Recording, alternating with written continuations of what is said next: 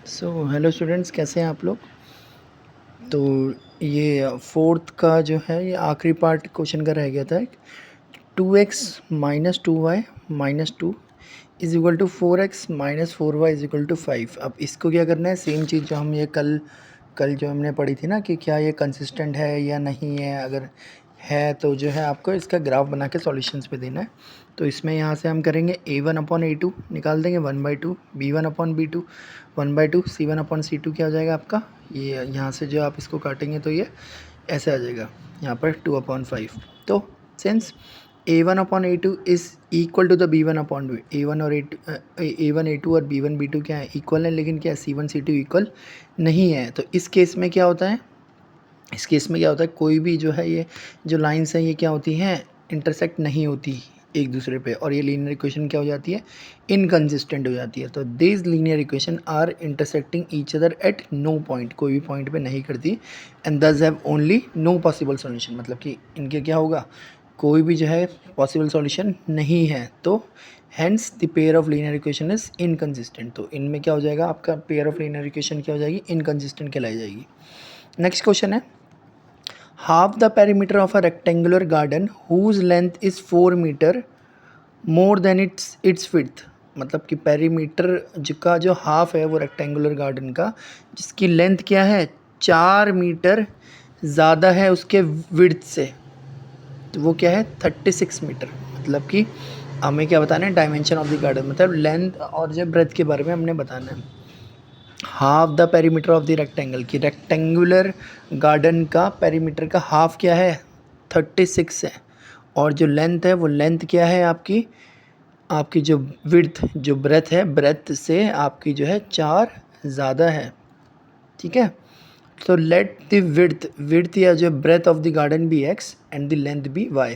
तो पहले स्टेटमेंट जो है हम जो है कि यहाँ से निकाल सकते हैं। हम यहाँ पर क्या बोलेंगे कि इसको whose length is 4 metre more than its width. तो स्टेटमेंट क्या हो जाएगी, हमने जो लेंथ है, लेंथ वो क्या है, ब्रेथ जो आपकी विड्थ है, विड्थ से 4 ज़्यादा है, तो y is equal to x+4। दूसरी स्टेटमेंट जो है यहाँ से निकाल देंगे हम, हाफ द पेरीमीटर, मतलब हाफ पेरीमीटर का हाफ जो क्या है वो 36 है। तो पेरीमीटर क्या होता है, twice of l plus B, ये 2 से 2 यहाँ कट गया, तो ये जो l और b क्या थे आपके, y और x थे ना, तो y प्लस x क्या हो जाएगा आपका 36। यहाँ से आप क्या करेंगे, पॉइंट्स यहाँ से जो है पॉइंट्स निकालेंगे। पॉइंट्स आप अपने अनुसार आप कोई भी पॉइंट्स जो है कि इसको देख सकते हैं। यहाँ से जो है आप ये पॉइंट निकालेंगे। अब ये पॉइंट्स निकालने के बाद क्या हो जाएगा, यहाँ पर ये जो दो लाइंस आप जो हैं कि यहाँ पर जो पॉइंट्स निकालते डॉट ये जो ड्रॉ करते करते जहाँ पर ये मिलेगा वो चीज़ क्या हो जाएगी, इसकी लेंथ और ब्रेथ। ठीक है, यहाँ पे बनाएंगे तो ये बन जाएगी। तो फ्रॉम ग्राफ आप चाहे तो जो है ग्राफ को दोबारा देख सकते हैं। मैंने पॉइंट्स ले रखे हैं 0, 4, 8, 12, 12, 16। अगला ले रखा है 0, 36, 36, 0, 16, 20। तो इस हिसाब से मैंने जो है यहाँ पे ग्राफ बना दिया। ये जो है इस पॉइंट पे मीट कर रहा है 16, 20 पे। तो from graph these line intersected point 16, 20। तो जो है ये लाइन कहाँ पर, जो दोनों लाइन है वो कहाँ पर इंटरसेक्ट करी है, 16, 20 पे। तो लेंथ क्या हो जाएगी इसकी 20 और विड्थ क्या हो जाएगी 16। ओके, अब नेक्स्ट क्वेश्चन है, गिवन द लीनियर इक्वेशन। यहाँ पर जो है लीनियर इक्वेशन दे रखी है 2x + 3y - 8 is equal to 0।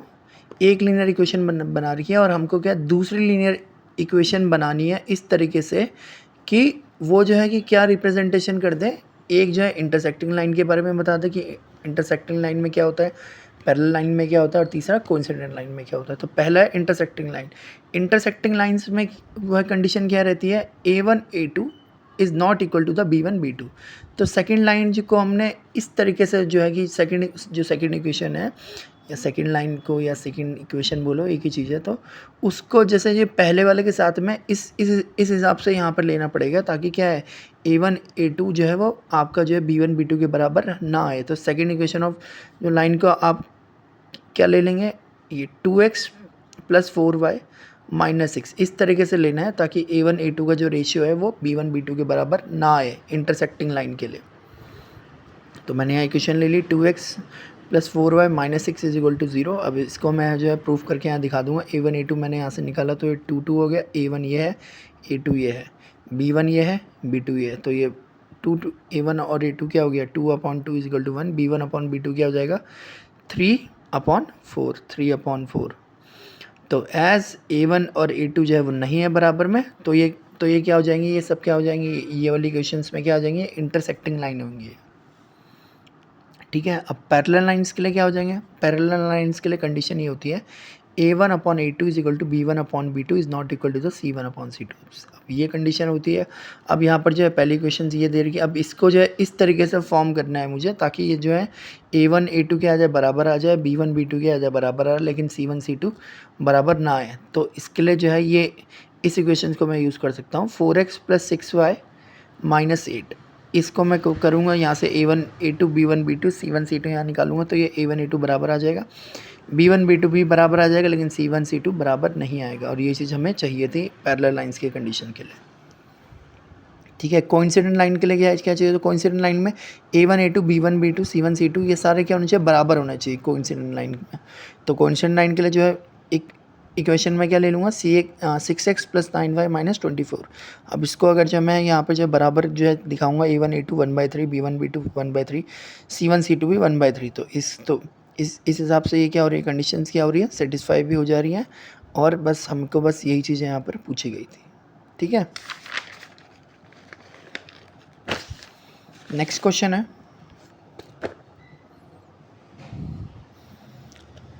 Draw the graph of the equation x - y + 1 is equal to 0 and 3x + 2y - 12 is equal to 0 0। अब हमें क्या है, यहाँ पर जो ग्राफ बनाना है, इक्वेशन दे रखी है, हमें दो इक्वेशन दे रखी है। Determine the coordinates of the vertices of the triangle found by दम। यहाँ पर जो है जो ये ट्राइंगल, जब ये दो लाइनें आपस में इंटरसेक्ट करेंगी ना, तो एक जो ट्राइंगल बनेगा। तो ट्राइंगल बनने पे क्या है, उनके वर्टिसेस बताने हैं, मतलब कि जो है वर्टिस मतलब साइड बतानी है कि वो ए पॉइंट जो है, ए पॉइंट का क्या कोऑर्डिनेट होगा, अगर कोई ट्राइंगल ए बी सी है तो ए का क्या कोऑर्डिनेट है, बी का क्या है, सी का क्या है। ठीक है।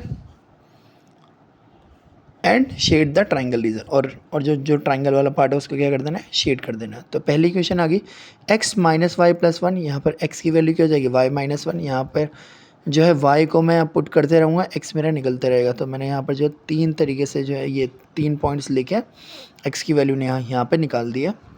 दूसरा वाला क्या है, 3x + 2y - 12 is equal to 0, x is equal to 12 - 2y/3। अब यहाँ x और y है, तो ये क्या हो जाएगा, 4 0 2 3 और ये 0 6। ठीक है। अब इसको क्या करूँगा मैं, ग्राफ में यहाँ पे जो है कि दर्शाने की कोशिश करूँगा। एक लाइन ये आ रही है, एक लाइन जो है कि ये बन जा रही है, जहाँ पे जो दोनों लाइनें क्या करेंगी, इंटरसेक्ट करेंगी, वो हमारा क्या हो जाएगा, आपका यहाँ पर जो है ट्राइंगल बनाने का सोर्स हो जाएगा ये। तो ये 2 3। तो from graph line are intersecting each other at point 2 3। यहाँ पर x और y की क्या वैल्यू हो जाएंगी, 2 3। तो वर्टिसेस क्या आ जाएंगी, एक ये a में क्या वर्टिक्स आ रही है आपकी, एक तो ये बन रही है 2 3 जो कि c की निकल गई, a की क्या हो जाएगी आपकी -1 0, b की क्या हो जाएगी 4 0। तो ये वर्टिक्स क्या आ जाएंगे इसके, 2 3 -1 एंड 4 0। और यहाँ पे मैंने जो ट्राइंगल जो पार्ट था इसको क्या कर दिया, शेड कर दिया। ठीक है। आई होप आपको समझ में आया होगा। Okay bye, thank you.